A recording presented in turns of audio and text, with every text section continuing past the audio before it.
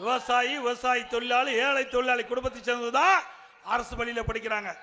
அப்படிப்பட்ட மாணவர்கள் மருத்துவர் ஆக வேண்டும், கனவு நனவாக வேண்டும். அதற்காக நான் முதலமைச்சர் இருந்த பொழுது எதிர்கட்சி கோரிக்கை வைக்கல, பொதுமக்கள் கோரிக்கை வைக்கல, நானும் அரசாங்க பள்ளியிலே படித்தேன்.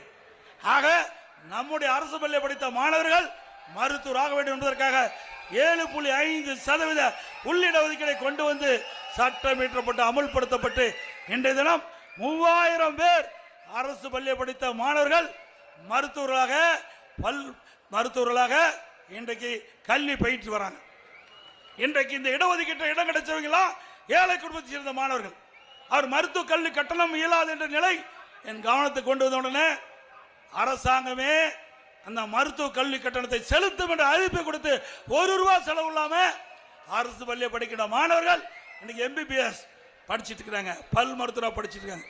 இப்படி அதிமுக சாதனை ஏழைகளை சென்றடைகிறது.